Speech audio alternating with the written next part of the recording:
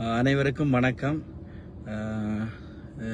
இன்றைக்கு ஒரு நேரலையில் வர வேண்டிய ஒரு நிர்பந்தம், ஒரு கட்டாயம். என்றால் எல்லாரும் மாதிரி நாங்கள் பார்த்துட்டு சும்மா இருக்கலாது. என்னென்று சொன்னால், இன்றைக்கு உங்களுக்கு தெரியும், ஒரு வைத்தியர் அர்ச்சுனா அவர்களுக்கு இந்த சாவச்சியில் நடந்த, அர்ச்சுனாவால் நடந்த பிரச்சனைகள், இந்த வைத்தியசாலையில் இடம்பெற்ற போராட்டங்கள், இது தொடர்பாக நீங்கள் அறிந்திருப்பீர்கள். அந்த வைத்தியருக்கு எதிராக முறைப்பாடுகள், நீதிமன்றத்திலே முறைப்பாடுகள் செய்யப்பட்டதுக்கு பிற்பாடு அந்த நீதிமன்றத்திலே அவரை 3 சரீரப்பிணையில் அவர் விடுவிக்கப்பட்டார். அதிலே நாங்களும் எங்களுடைய நண்பர்கள் 3 பேர் இணைந்து அவருக்கு கையெழுத்து வைத்து, புனை வைத்து நாங்கள் அவரை வெளியே எடுத்தோம். ஏனென்று சொன்னால், உண்மையிலேயே உங்களுக்கு தெரியும், வைத்தியத்துறையில் அல்லது வைத்தியசாலைகளில் நடக்கிற பிரச்சனைகள் சொல்லி நாங்கள் உண்மையாக வைத்தியர் அர்ச்சுனா சொல்கிற மாதிரி எதேர்ச்சியாக தாந்தோணித்தனமாக எல்லா விஷயத்தையும் சொல்லிட்டு போயிடாது. நாங்கள் வைத்தியசாலையால் நானும் பாதிக்கப்பட்டேன். அந்த ஆதங்கத்தில் வைத்தியசாலையில் இருக்கிற குறைகள் நிவர்த்தி செய்யப்பட வேண்டும் என்ற ஒரு எண்ணத்தில் தான் நாங்கள் இந்த போராட்டத்தை நாங்கள் செய்த. வைத்தியசாலைகளுடைய பிரச்சனைகள் நிவர்த்தி செய்யப்பட்டு வைத்தியத்துறை ஒழுங்காக நடக்க வேண்டும் என்று சொல்லி ஒரு பிரச்சனையை செய்தாங்க. அந்த நேரத்தில் வைத்தியர் அர்ச்சுனா தெரிவித்த கருத்துக்கள் எங்களுடைய கருத்துக்களாக இருந்தன. நாங்கள் சொல்ல நினைக்கிறதை இவன் சொல்றானே என்ற ஒரு எண்ணத்திலான் எல்லாரும் பெருந்தான மக்கள் அந்த போராட்டத்தை செய்தாங்க. இது தனியொரு வைத்தியருக்கான போராட்டம் அல்ல என்றது அப்புறம் நாங்கள் சொல்லியிருந்தாங்க. அந்த நேரமே ஊடகங்களை நாங்கள் தெரிவிக்கும் பொழுதும், இங்க வைத்தியர் அர்ச்சுனா இந்த வைத்தியசாலையை சிறப்பாக நடத்துறாருண்டா அவர் நடத்தலாம். அதே நேரம் அவர் அந்த வைத்தியசாலையை சீரழிக்கிறாருண்டா அவருக்கு எதிராகவும் நாங்கள் போராட தயாராக இருக்கிறோம் என்ற விஷயத்தையும் நாங்கள் அந்த நேரம் சொல்லியிருந்தாங்க. இன்றைக்கு அவர் ஒரு கீழ்த்தரமாக தன்னுடைய அந்த என்ன சொல்றது, எங்களை விமர்சிக்கிற அளவுக்கு அவர் வந்துட்டார். ஒரு கீழ்த்தரமாக தான் ஒரு வைத்தியர் என்ற ஒரு நிலையில இருந்து வேற எல்லோரும் செய்து கொண்டிருக்கிறார். உண்மையிலேயே அவர் பாவம். ஏன்னு சொல்றேன்னா, அப்படியே விட்டால் அவர் ஏதாவது ஒரு என்ன சொல்றது, அவர் ஒரு மண்ணில பாதிக்கப்பட்டிருக்கிறார். அது எங்களுக்கு வடிவா தெரியுது. அவருடைய கருத்துக்கள், அவர் சொல்ற விஷயங்கள், ஒன்றுக்கு பின் ஒன்று முரணான விஷயங்கள், காலம் ஒன்று சொல்லுவார், மத்தியானம் ஒன்று சொல்லுவார், இரவு ஒன்று சொல்லுவார். ஒரு நாளைக்கே ஒரு விஷயத்தை 4 சொல்லக்கூடிய ஆள். அப்ப அவர் ஏதோ ஒரு சீரான நிலையில அவர் இல்லைன்னு சொல்லி சாதாரண எந்த மக்களுக்கும் தெரியும். இன்றைக்கு அவர் அந்த முகநூலிலே, தன்னுடைய முகநூலிலே என்னை பற்றி ஒரு அவதூறாக, நாங்கள் தன்னுடைய வழக்கு செலவுக்காக நாங்கள் புலம்பெயர் தமிழிடமிருந்து அல்லது வேற ஆட்கள்கிட்ட இருந்து காசு வாங்கியதாகவும், அந்த பணத்தை தனக்கு தெரியாம நாங்கள் வச்சிருக்கிறோம், அந்த காசை தாங்கள் செலவழிச்சிட்டோம்னு சொன்ன தன்னுடைய முகநூல்ல சொல்லியிருந்தார். சும்மா அவர் நினைக்கிறார் அந்த வாய்க்கு வந்த மாதிரி ஆதாரங்கள் இல்லாம எல்லாத்தையும் காய்ச்சி போட்டு பேசாம போகலாம், ஒரு தடவை ஒன்றும் சொல்ல மாட்டாருண்டு. அப்படி இல்லை. நாங்கள் அந்த டாக்டர்ஸ் மேரோட விடுற சேட்டை அர்ச்சுனா எங்களோட விடக்கூடாது, சரியா? நாங்கள் அவரை ஒரு மதிச்சு, நாங்கள் ஒரு நல்ல பொடியன், நல்ல மனுஷன், இந்த வைத்தியசாலைக்கு ஏதோ செய்வான் என்ற ஒரு எண்ணத்துல நாங்கள் அவருக்கு ஆதரவு தெரிஞ்சினாங்க. ஆனா பிறகு அர்ச்சுனான்ற நிலப்பாடுகள் உங்களுக்கே தெரியும். என்ன, ஒன்றுக்கு ஒன்று முரணானது, தேவையில்லாத விஷயங்கள், அரசியல் கூட கதைக்க வலிக்கிட்டார். அப்புறம் அவர் அரசியல்ண்டா என்னண்டே தெரியாது.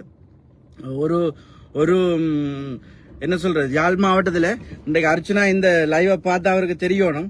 நாங்கள் நெல்சனை விட்ட கதை கேட்கல. அர்ச்சுனா என்ன கேட்டது, இந்த யாழ்ப்பாணத்தில் எத்தனை பாராளுமன்ற உறுப்பினர் மேல் இருக்கணும், யார் எந்தெந்த கட்சி பாராளுமன்ற உறுப்பினர் மேல், உள்ளூராட்சி சபை தேர்தல் என்றா என்ன, மாகாண சபை தேர்தல் என்றா என்ன, அதுக்கு எப்படி எலெக்ஷன் நடக்கும், எப்படி வாரது, எத்தனை பேர் வெறுவினம் என்று சொல்லி, உண்மையா அவர் டாக்டர்ஸ், அவர் தண்ட துறையில் அறிவா இருக்கலாம், ஆனா அரசியல் தொடர்பாக எந்த விதமான அறிவும் இல்லை. அது நான் அவருக்கு சொன்னான், அவருக்கு தெரியும்.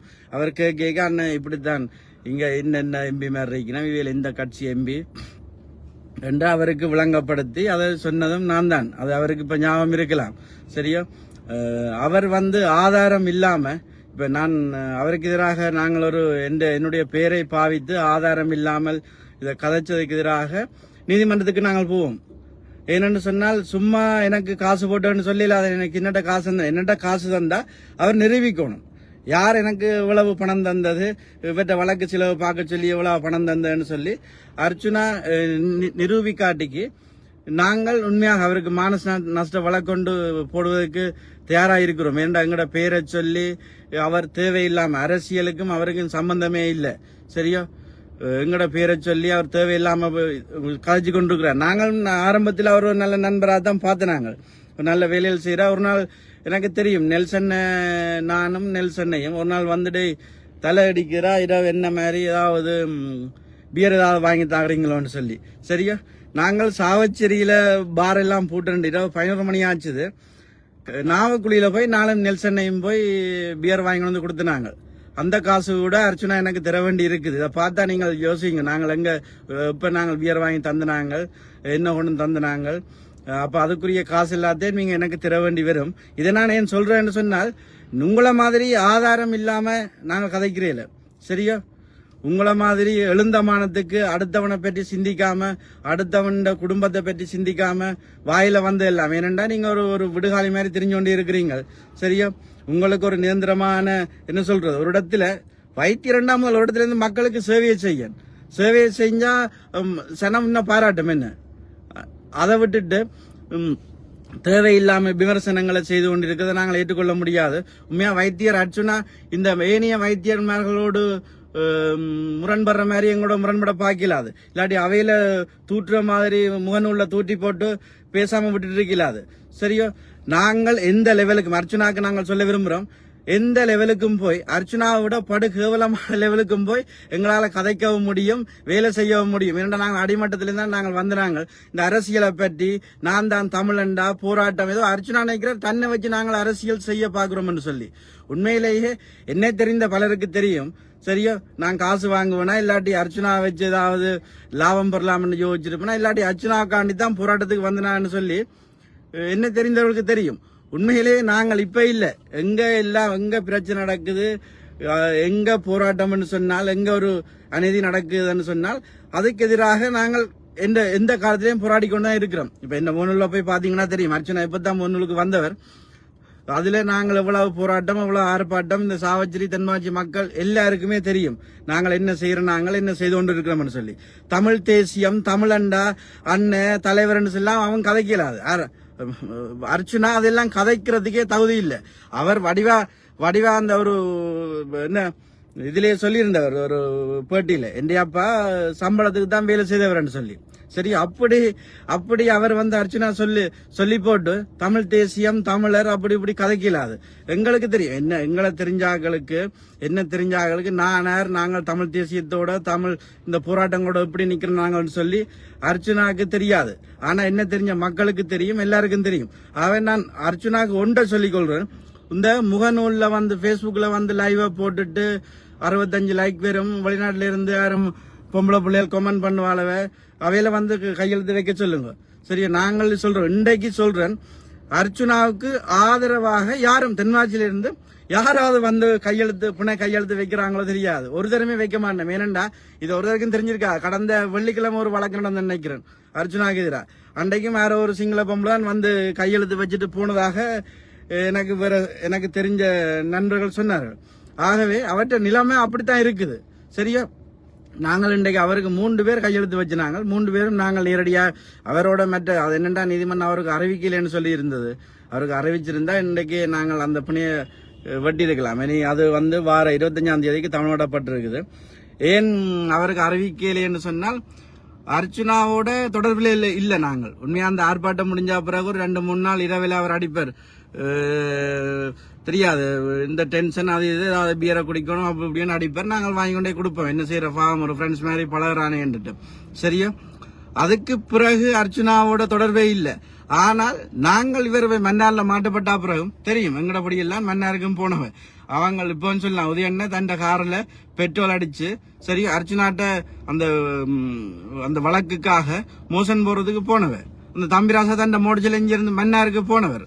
சரி, அப்படித்தான் எல்லாரும் வேலை செய்யுது. ஈவன் அர்ச்சுனா வந்து என்ன நினைக்கிறாருன்னு சொன்னா, இப்ப நாளைக்கு அர்ச்சுனா ஏதாவது எங்கேயாவது தப்பி ஓடிட்டு இல்லாட்டி ஏதாவது ஒரு பிரச்சனை வந்து பிணையாளிகளுக்கு பிரச்சனை வந்தா அர்ச்சனா செல்லுவர் நானா வந்து வைக்க சொன்னேன். தவிர தன் யார் கிஷோர் யாருண்டே தெரியாது, தங்கடவாள்ல வந்து புன வச்சவ. அப்படித்தான் அர்ச்சனா சொல்ல பார்ப்பார். ஆனால் இப்ப இந்தியா நிலைமை நீங்கள் அந்த வெளிநாடுகளில் இருக்கக்கூடிய நண்பர்கள் இந்த முகநூல்ல மட்டுமே பார்த்து இல்லாட்டி அர்ச்சுனா போடுற பதிவுகளை மட்டுமே பார்த்து கருத்துக்கள் இருக்கிற நண்பர்களுக்கு நான் ஒன்றை சொல்லிக்கொள்றேன். ஏன்னா யாழ்ப்பாணத்தில் அப்படி நிலைமை இல்லை. நாங்கள் இங்கே இருக்கிறோம். யாழ்ப்பாணத்தில் அர்ச்சுனாக்கு என்னன்னு எல்லா ஜனத்தையும் தெரியும். சரி, ரோட்டில் போய் மறைச்சு கேட்டால் எனக்கு என்ன வேடிக்கைண்டா அர்ச்சுனாண்ட மனநிலையால சில இந்த வழக்குகள் இருந்து அர்ச்சுனா தப்பிச்சிருவாரோ, எனக்கு விசரண்டா விசல்ல காய்ச்சிருன்னு சொல்லி வழக்கு சில தப்பிடுவாரோன்ற ஒரு பயமும் இருக்குது. ஆகவே உண்மையா பாவம் வந்தால் பாவம். யாராவது தெரிஞ்சாக்கள் உண்மையா அவரில் அக்கறை இருந்தா, வெளிநாட்டுக்காரர் அக்கறை இருந்தா ஒருக்கா கொண்டு இல்லாட்டி நீதிமன்றமாவது பலாத்காரமாக அவரை பிடிச்சு கொண்டே அந்த மனநில ஒரு பரிசோதனையும் எடுக்கணும். ஏன்னா அந்த நிலைமையில அவர் இருக்கிறார். ஏன் நாங்கள் இதை சொல்ல வேண்டி வருதுண்டா அவற்ற கருத்துக்கள் கதைகள் எல்லாமே ஒன்றுக்கொண்டு முரண்பாடானாக இருக்குது. சும்மா இப்ப எங்களுக்கு மற்றது அவர் முகநூல்ல போடுற பதிவுகளை பார்க்க எங்களுக்கு ஏதோ செய்திரும் போடாக்குது. அதால உண்மையா அவற்ற பதிவுகளை பார்க்க கன பேர் சொல்லினோம், அடே விசர் அவன்டைய பார்த்தா எனக்கு விசர் வந்துடும் போடாக்கா என்றுதான் எங்களை நண்பர் மேல சொல்லினோம். நாங்கள் அதை பார்க்கறதுல இன்றைக்கு என்னுடைய நண்பர் ஒரு ஆள் தான் அதை பார்த்துட்டு என்னடா ஆச்சுன்னா உன்னை பற்றி ஏதோ லைவ் போட்டிருக்கேன்னு சொல்லி எனக்கு அடிச்சு சொன்ன அப்புறம் போய் பார்த்து நான் அவர்கிட்ட லைவ்ல இப்படி வடிவா என்ன பற்றி சொல்லியிருக்கிறார். நான் திரும்பவும் சொல்றேன், அவர் நான் காசு வாங்கினதை சும்மா அந்த பேஸ்புக்ல வாங்கி வந்த மாதிரி சொல்லிட்டு போயிடாது. அந்த டாக்டர்ஸ் மேல அவதூறு பரப்பின மாதிரி எனக்கு செய்துட்டு போயிடாது. சரியா? அர்ச்சுனா ஆதாரத்தோட நிரூபிக்கணும், ஆதாரத்தை கொண்டு வரணும். நான் இப்ப என்னுடைய சட்டத்திறனிகளை எங்களுக்கு தெரிஞ்ச நண்பரோடு எல்லாம் கதைச்சிருக்கிறோம். அவையில் சொல்லக்கூடிய ஒன்று, இவர் இந்த இந்த இந்த முகநூல்ல அந்த பதிவேற்றியமைக்காக ஆதாரத்தோட வரணும். இல்லாட்டிக்கு நான் ஒரு மான நஷ்ட வழக்க நான் இதுல போட தயாராக இருக்கிறோம். ஏன்னா சும்மா வாங்கி வந்து சொல்லிட்டு போக நாங்க விட மாட்டோமே. நாங்கள் இந்த மக்களுக்காக இந்த மண்ணுக்காக என்ன செய்யறோம்னு தெரியும். இங்க இருக்கிற எல்லாருக்கும் தெரியும். நாங்கள் ரோட்டா நின்று ஏதோ அந்த இவருக்காக இல்லாட்டி இவரை வச்சு இந்த போராட்டம் மூலமாக ஒரு லாபத்தை தேடலாம்னு சொல்லி நாங்கள் போராட்டம் செய்யல. இந்த வைத்தியசாலையால நானும் பாதிக்கப்பட்டேன். அப்போ அங்க வந்த ஒவ்வொருத்தரும் பாதிக்கப்பட்டாங்களா அங்க வந்தவ. இது என்ன இப்படி பிரச்சனை? சரி, இவன் சொல்றது சரி என்றதுக்காகத்தான். இவன் இப்படி எல்லாம் பிரச்சனை இருக்கு, நாங்கள் கதைச்சா எங்களை அதை புறக்கணிச்சிட்டு போடுவினம். இவன் டாக்டர்ஸே கதைக்கிறபடியா அது மக்கள் மத்தியில எடுபட்டது. இந்த பிரச்சனை உண்மையா இருக்கிற பிரச்சனை இவரை கதைக்கிறார். அதை நாங்கள் வடிவ சொன்ன அந்த நேரம் தனிப்பட்ட அர்ச்சனாக்காகவோ அல்லது ஏனைய வைத்தியர்களுக்கு எதிராக நாங்கள் நிக்கல. அந்த நேரம் நான் கொடுத்த அந்த ஊடகங்களுக்கு கொடுத்த வீடியோ பதிவுகள் செவிகளில் கூட நீங்க பார்த்திருப்பீங்க.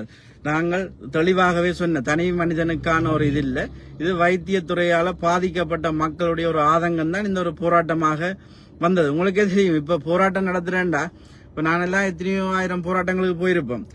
ஆனால் போராட்டத்துக்கு மக்கள் என்ன சொல்றது, மக்கள் தன்னிலையாக அல்லது தன்னெழுச்சியாக திரண்டு வர மாட்டார்கள். நாங்கள்லாம் கூட்டிக் கொண்டு எங்களோட ஃப்ரெண்ட்ஸ் அது இது இல்லாட்டி ஒரு காணி நிலாவிரிக்கு வேண்டாம் அந்த காணி சொந்தக்காரர் அப்படி கூட்டிக் கொண்டுதான் போய் போராட்டங்களை செய்யறது. ஆனால் அர்ச்சுனா நச்சர் அந்த வந்த சனத்தை பார்த்துட்டு ஏதோ தனக்காக வந்த சனம், தன் மீது அன்பு கொண்டு வந்த சனம் என்று அப்படி யோசிக்கிறார்கள். ஆனால் அந்த சனம் ஒவ்வொருவரும் இந்த ஆஸ்பத்திரியால பாதிக்கப்பட்டு தங்களோட ஒரு ஆதங்கத்துல தான் இது விடக்கூடாது, இப்ப விட்டா பிறகு ஒன்றுமே செய்யலான்ற ஒரு ஆதங்கத்துல எல்லாரும் ஒவ்வொரு தரம் திரண்டு வந்தது. தனிப்பட்ட அர்ச்சுனாக்காக வரையில. இப்ப இதை நீங்க பாக்குற சில யோசிப்பு, என்னடா அர்ச்சுனாக்காக 3 போராட்டத்தை செய்து போட்டு இப்ப அர்ச்சுனாக்கு எதிராக லைவ் போடுறீங்களன்னு சொல்லி. ஆனால் விஷயம் இதுதான், அர்ச்சுனாவுக்காக இந்த போராட்டத்தை நாங்கள் செய்யல. இந்த வைத்தியசாலையில் நடந்த பிரச்சனைக்கு எதிராக தான் நாங்கள் செய்யறாங்க. அந்த போராட்டத்தை பிறகு அர்ச்சுனாக்கும் எங்களுக்கும் தொடர்பும் இல்லை. வைத்தியசாலையில என்ன மாதிரி நடவடிக்கைகள், நிர்வாக நடவடிக்கைகள் நாங்கள் தலையிடுறதும் இல்லை. நாங்கள் வைத்தியசாலையை பார்த்துக்கொண்டா இருக்கிறோம். என்ன ஒழுங்காக இப்ப நிலைமைகள் நடந்து கொண்டிருக்கு, சுமூகமாக நடந்து கொண்டிருக்கிறபடியா அது தண்டவாள போகுது.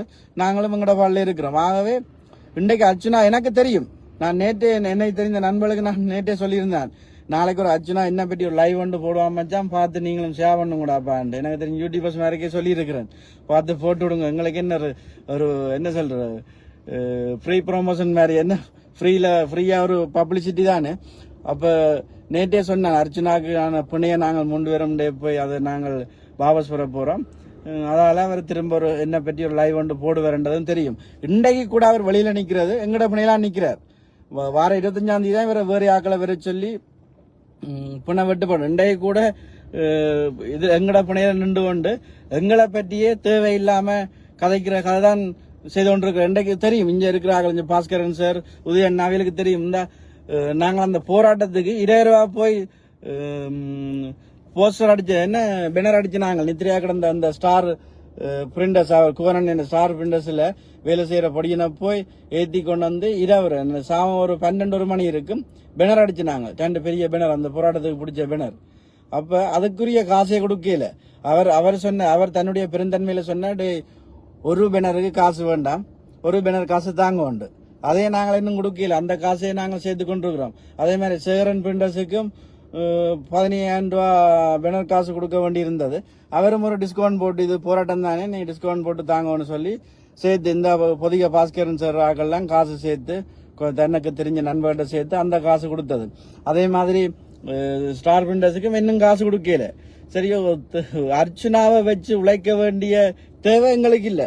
எங்கட நண்பர்கள் பல பேர் கதைச்சவ அர்ச்சுனா மாதிரி தன்னுடைய வங்கி இலக்கத்தை தன் முகநூல்ல போட்டுட்டு தனக்குத்தானே காசை போட்டுட்டு மக்கள் என்ன காசு போடினோம்னு சொல்லி அந்த போலியான வேலையில நாங்கள் செய்கிறேன். இப்ப அர்ச்சுனாண்ட கணக்கில தான் நிறைய காசுகள் இருக்குமென்னு நான் நினைக்கிறேன். சரி, அவற்ற வங்கியில தான் நிறைய பணம் இருக்கலாம். ஏன்னு சொன்னா அவர் வெளிநாடுகள்ல இருந்து இப்ப எங்களை கூட அடிச்சு கணவர் கேட்டவ அர்ச்சுனா அந்த வழக்குக்கு ஏதாவது சட்டத்திணிகளை அரேஞ்ச் பண்ண சொல்லுங்க என்றெல்லாம் கேட்டிருந்தவ. இதை நாங்கள் அர்ச்சுனாக்கு சொல்ல அர்ச்சுனா சொன்னார் அவையின் நம்பரை என்னட்ட தான் நேர நானே கதைக்கிறேன்.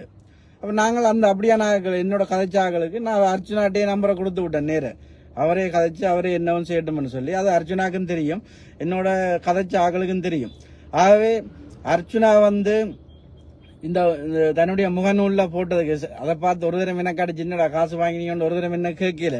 அவன் ஏதோ போட்டிருக்கான்டா அவனை பற்றி அப்படித்தான் எல்லாரும் சொல்லினமே தவிர யாரும் என்ன காசு வாங்கியிருப்பேன்னு சொல்லி ஒரு எல்லாருக்கும் தெரியும், நம்ப மாட்டினோம். ஆகவே அர்ச்சுனா பகிரங்கமாக அந்த தன்னுடைய முகநூல்ல போய் திரும்ப ஐயோ மன்னிச்சு கொள்ளுங்க கிஷோர், எல்லாரும் மன்னிச்சு கொள்ளுங்க, நான் ஒரு விசல் இல்லாத போட்டுட்டேன், காசு வாங்கினது அப்படி என்று சொல்லி போட்டுறேன்னு சொல்லி பகிரங்கமா மன்னிப்பு கேட்டா அவரை அப்படியே விடலாம். இல்லாட்டி அவருக்கு இருக்குத்தான் 15 ரூபாய் கேஸ்ண்டா அதோட சேர்த்து நானும் ஒரு கேஸை போட்டு விடுறேன், கட்டாயம் போடுவேன். என்னண்டா முகநூல்ல அவர் சொல்லக்கூடாது. எனக்கு காசந்தாக்கள் போய் அர்ச்சுனாட்ட சொல்லலாம் கிஷோருக்கு இவ்வளவு கொடுத்தது எவிடன்ஸோட. சும்மா வெளிநாட்டுல இருந்துட்டா பேங்க்ல காசு போட்டிருப்பீங்களா என் அக்கௌண்ட்டுக்கு, அப்ப அதையெல்லாம் எடுத்து அர்ச்சுனா ஆதாரங்களோட சொல்லணும். இல்லாட்டிக்கு பகிரங்கமாக மன்னிப்பு கேட்கணும். அவர் குழந்தை புள்ள விளையாட்டு விளையாடி கொண்டிருக்கிறார். மற்றாக்கள் மாதிரி எங்களோட யோசிச்சு அந்த எங்களுக்கு விளையாட்டு காட்டக்கூடாது.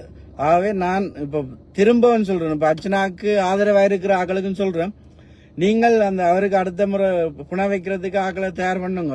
4-5 வழக்குகள் இன்னும் வேற இருக்குது இவருக்கு எதிராக. இன்றைக்கே சில நிறைய வழக்கு வரும், நானும் அந்த வழக்கொண்ட போடுவேன். ஆகவே பகிரங்கமாக மன்னிப்பு கேட்காட்டிக்கு மற்ற நான் சொல்லுவேன், பியர் வாங்கி தந்த காசையே மறைச்சுன்னா இந்த நெல்சனை அடிச்சோ நிக்குது. நெல்சனைக்கு நாங்க காசு வாங்கி அந்த பியர் வாங்கி தந்து நான் உங்களுக்கு என்ன 11 மணிக்கு வந்தார் இங்க இன்டர்வியூலாம் முடிச்சு அந்த மட்ச் விளையாடிட்டு வந்தேன். ரைட், அந்த என்ன பாஸ்கெட் பால் மேட்ச் நடந்துச்சு இவர் கொழும்பால அதை முடிச்சுட்டு வாரம் 10:30க்கு கிஷோர் அங்கே நினைக்கிறீங்க, என்ன மாதிரி ஏதாவது செட் ஆகாமோ எடுத்து வச்சுக்கிறீங்களா என்று கேட்டார். நான் சொன்னேன் இல்ல வாரம். சரி, அந்த நேரம் என்ன பார்த்தோம் ஒரு ஃப்ரெண்ட்லியா பழகிறான்ட்டு சாவச்சிலேயே எல்லா பாரம் போட்டு 11 மணிக்கு போட்டு தானே நாவக்குழியில போய் நானும் நெல்சனையும் எடுத்துன்னு வந்தாங்க. நெல்சனையை தெரிஞ்ச ஆக்களுக்கு தெரியும், நெல்சனையிட்ட கேளுங்க. எடுத்தோன்னு அவருக்கு பியர் கொடுத்துனாங்க. அந்த காசை அவர் வேணுமெண்டா அந்த பியர் வாங்கி கொடுத்த காசை எனக்கு தரணும், தரத்தானே வேணும், சும்மா நாங்கள் செய்யலாதானே. அப்ப அப்படியெல்லாம் சொல்லி போட்டு எங்களை இப்படி பகிரங்கமாக அர்ச்சுனா, நான் திரும்ப திரும்ப சொல்றேன், பகிரங்கமாக அர்ச்சுனா இந்த முகநூல் பதிவுக்கு மன்னிப்பு கேட்கணும். இல்லை என்று சொன்னால் அவருக்கு எதிராக வழக்கு, மான நஷ்ட வழக்கு தாக்கல் செய்யப்படும். இதை நான் பகிரங்கமா சொல்லிக் கொள்றேன். நன்றி. மற்ற என்ன தெரிஞ்ச எல்லாருக்கும் தெரியும், நாங்கள் என்ன செய்யறோம், எப்படி வேலை செய்வோம், என்ன செய்வோம் என்றது எல்லாருக்கும் தெரியும். ஆகவே அர்ச்சனாக்கு சொல்றேன், நீங்கள் பகிரங்கமாக உங்களோட கருத்துக்கு மன்னிப்பு கேளுங்க. இல்லைன்னா நாங்கள் நீதிமன்றத்தில் சந்திப்போம், அதுக்கும் நீங்க தயாராக இருங்க. அதுக்கும் புனவைக்கு யாரையாவது காசு கொடுத்தாவது யாரையும் கூட்டிக் கொண்டு வாங்க, சரியா? காசு கொடுத்து யாரையும் குடி கொண்டு வந்தா தான் சரியே தவிர சாவச்செல்ல ஒரு தரம் பெற மாட்டான் உங்களுக்கு சைன் வைக்க.